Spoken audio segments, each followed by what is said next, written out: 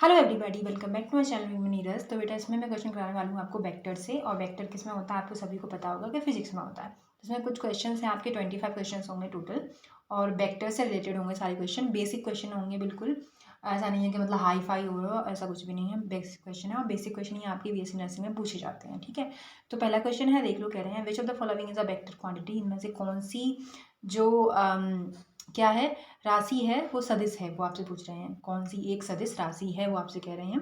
तो vector quantity कौन सी होती है, तो वेक्टर के बारे में थोड़ा सा मैं आपको बता देती हूँ। क्वांटिटी होती क्या है, तो a vector quantity is a quantity that has both a magnitude and a direction and obey the triangle law of addition और इक्वलेंटली। ठीक है, the parallelogram law of addition. तो आपको याद रखना है वेक्टर क्वांटिटी कौन सी होती हैं जिसके पास में मैग्नीट्यूड भी होता है और डायरेक्शन भी होता है, और जो ओवे करती हैं ट्राइंगल लॉ ऑफ एडिशन को, और जिसको हम इक्वलेंटली भी बोलते हैं। और इक्वलेंटली वो पैरेललोग्राम लॉ ऑफ एडिशन को भी क्या करती हैं, ओवे करती हैं। ये आपको याद रखना है।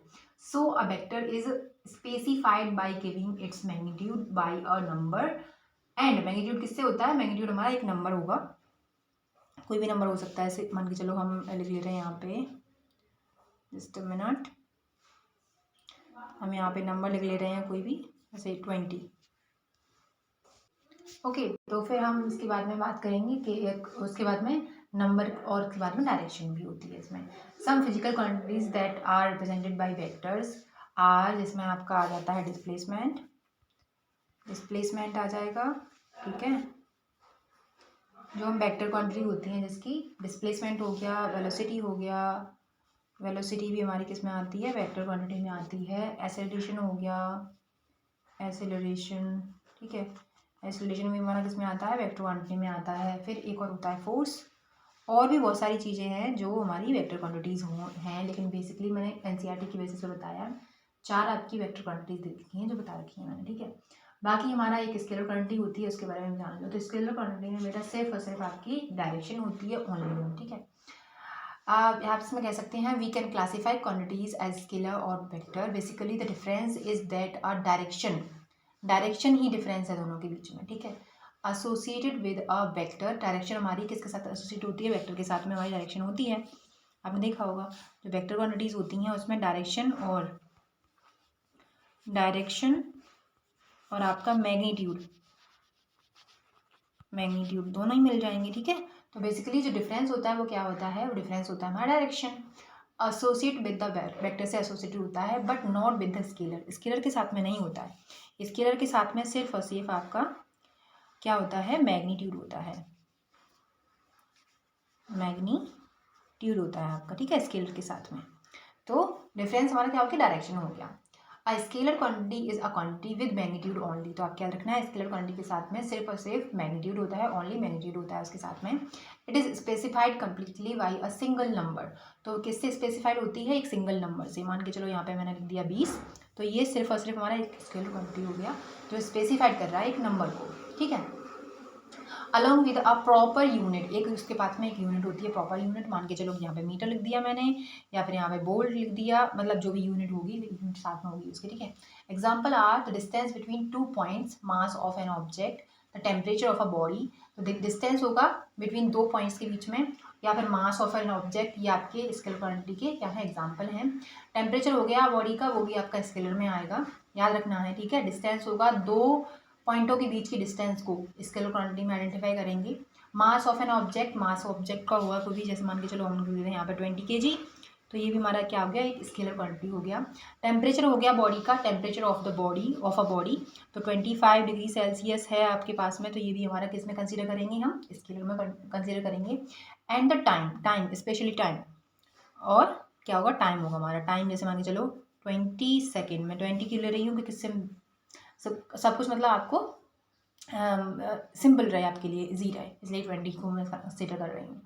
तो आपको क्या करना है, कोई भी डिस्टेंस हो गई, 20 मीटर डिस्टेंस हो गई एग्जाम्पल में, वेट हो गया तो 20 kg वेट हो गया, टेम्परेचर हो गया 20 डिग्री सेल्सियस।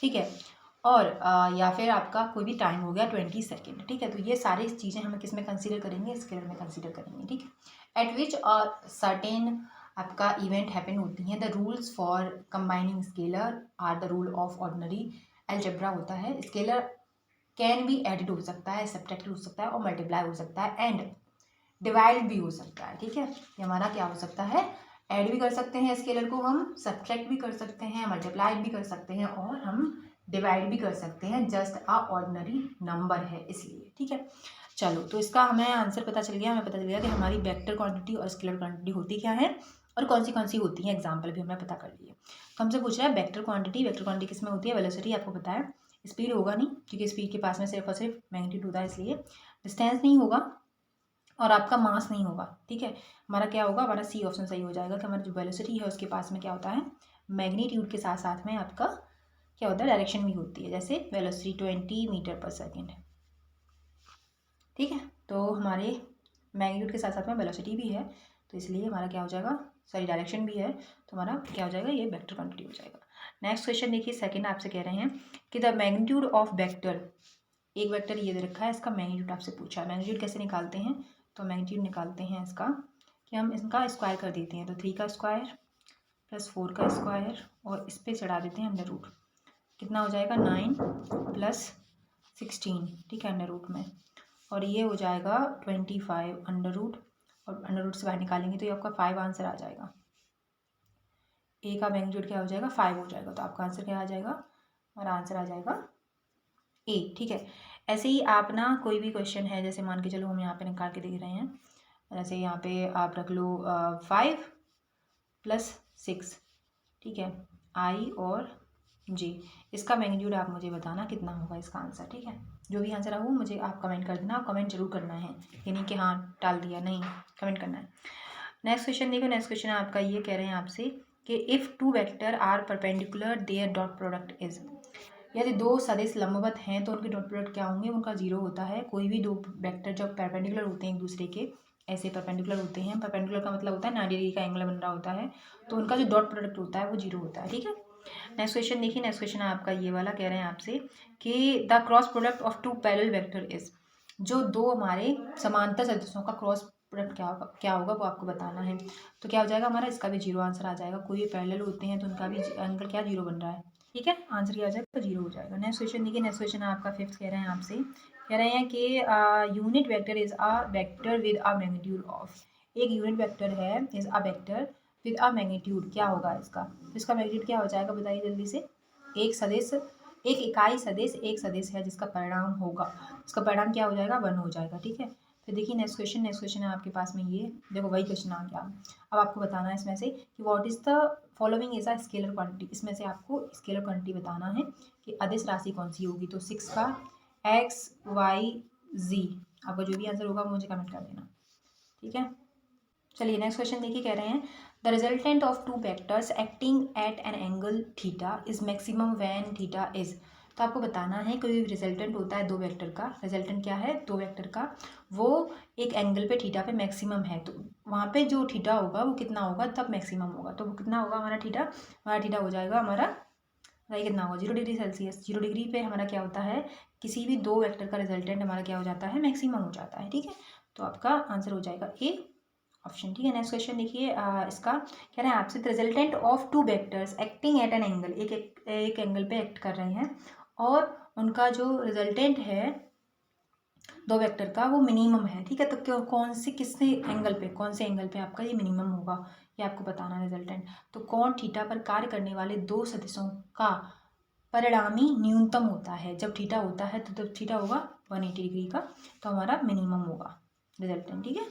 नेक्स्ट क्वेश्चन देखिए, नेक्स्ट क्वेश्चन है आपका ये कह रहे हैं आपसे कि इफ़ ए इतना दे रखा है 2 I cap plus 3 J cap and B I cap minus 2 J cap, then A plus B क्या होगा। अब ये वेक्टर एडिशन आ गया आपका, तो वेक्टर एडिशन में क्या होता है, हम ऐड कर देंगे सभी को, तो ये वाला हमारा क्या हो जाएगा, ए प्लस बी ऐसे ऐड करना है, तो 2 आई कैप, आई के साथ आई करना है और जी के साथ जी करना है, ऐसे करना है।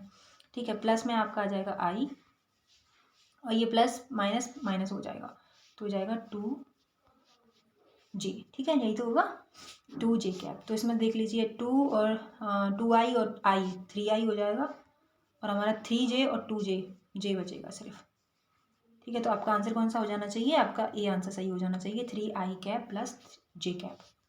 नेक्स्ट क्वेश्चन देखिए, नेक्स्ट क्वेश्चन आपका ये, आपको एडिशन तो आता होगा, सब्ट्रैक्शन भी आता होगा, बहुत ईजी है। द डॉट प्रोडक्ट ऑफ आई और जे इज, आई और जे का डॉट प्रोडक्ट क्या होता है वो आपको बताना है। तो आई और जे का जो डॉट प्रोडक्ट होगा बेटा वो जीरो होगा, ठीक है। कोई भी जीरो जब हम समान नहीं होते हमारे वेक्टर और हम उनका डॉट निकालते हैं तो वो जीरो आता है उसका, ठीक है। तो उसका उत्पाद क्या होगा हमारा, जीरो होगा। नेक्स्ट क्वेश्चन देखिए, आपसे कह रहे हैं कि क्रॉस प्रोडक्ट अब पूछा है आपसे। क्रॉस प्रोडक्ट अगर आई और जे का क्रॉस प्रोडक्ट पूछा है तो वो के आता है हमारा, ठीक है। अपोजिट आते हैं बेटा ये, आई और जे का अगर पूछेगा वो क्रॉस प्रोडक्ट तो हमारा के आएगा, के कैप।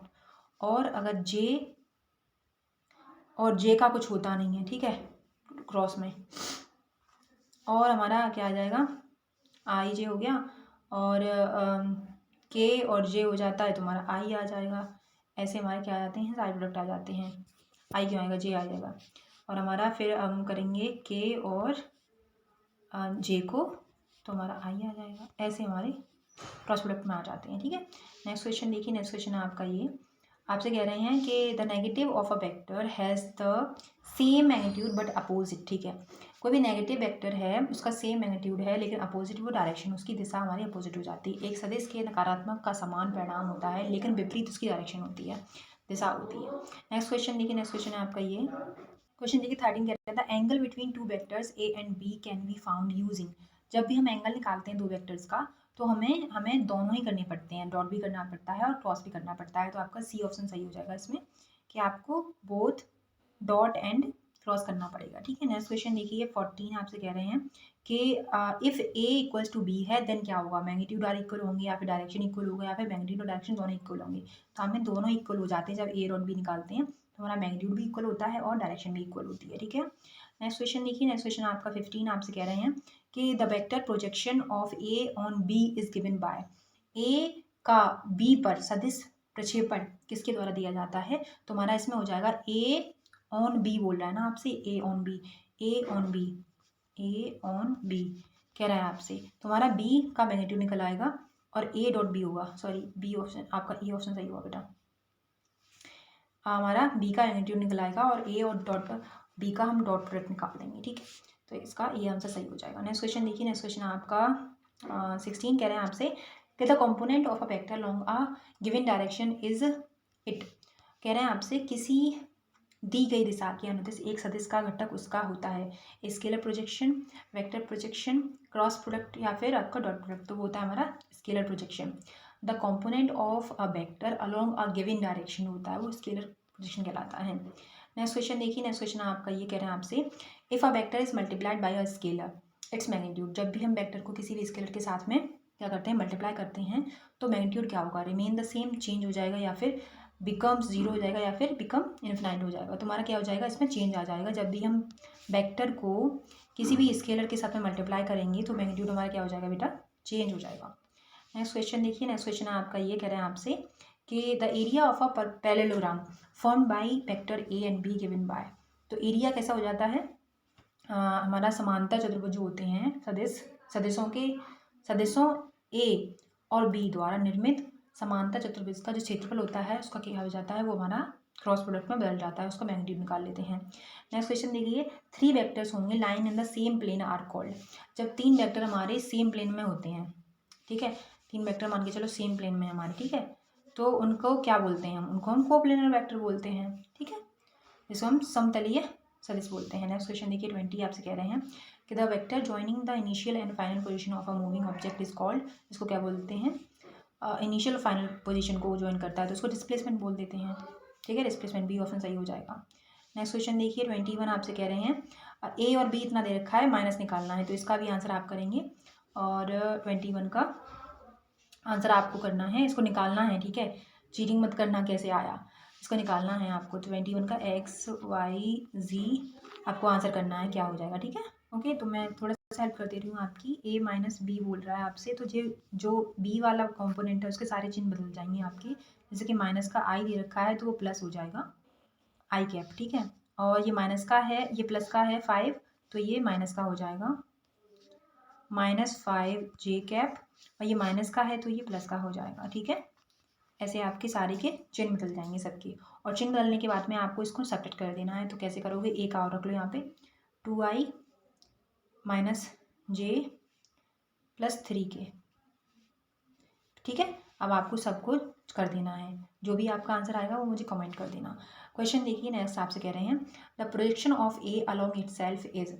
ए का स्वयं के अनुदिश प्रक्षेपण होता है वो क्या होता है, तो वो हमारा आ जाता है ए का मैग्नीट्यूड। 23 नेक्स्ट क्वेश्चन है आपका, कह रहे हैं कि if A dot B equals to 0 है देन क्या होगा, तो हमारा क्या हो जाएगा, ये परपेंडिकुलर हो जाता है, ए और बी आर परपेंडिकुलर हो जाते हैं। ठीक है, ये ऑप्शन आपका सही हो जाएगा। नेक्स्ट क्वेश्चन देखिए, नेक्स्ट क्वेश्चन 24 आपसे कह रहे हैं कि the vector product of two vectors is. Vector product क्या होगा टू वेक्टर का, वो हमारा वेक्टर ही होगा, ऑब्वियस सी बात है। जब भी हम वेक्टर को इंटू करेंगे, मल्टीप्लाई करेंगे, एडिंग करेंगे, जो भी करेंगे वो तो वेक्टर में बदल जाएगा ना, वेक्टर हो जाएगा। नेक्स्ट क्वेश्चन, लास्ट क्वेश्चन है आपसे, कह रहे हैं इसमें कि the magnitude of resultant of two vectors A and B is given by. तो रिजल्टेंट क्या हो जाता है हमारा, वो आपको बताना है। तो उसमें आपका आता है मैग्नीट्यूड ऑफ ए 2a का होता है वो, magnitude of b + 2ab cos theta. तो आपका सी ऑप्शन सही हो जाएगा इसमें। Thank you so much for watching, may take care. और आपको क्वेश्चंस कैसे लगे प्लीज़ मुझे बताना, आपको हेल्पफुल हो रहे हैं या नहीं हो रहे हैं। और मैं तो कहूँगी बस आप ना देखते रहा करो, जितना देखोगे क्वेश्चन को, जितने मल्टीपल टाइप के क्वेश्चन देखोगे आप, उतने ही अपने एग्जाम के नज़दीक जाओगे। तो आप क्वेश्चंस को प्रैक्टिस करते रहें। Bye, thank you so much for watching, may take care बेटा।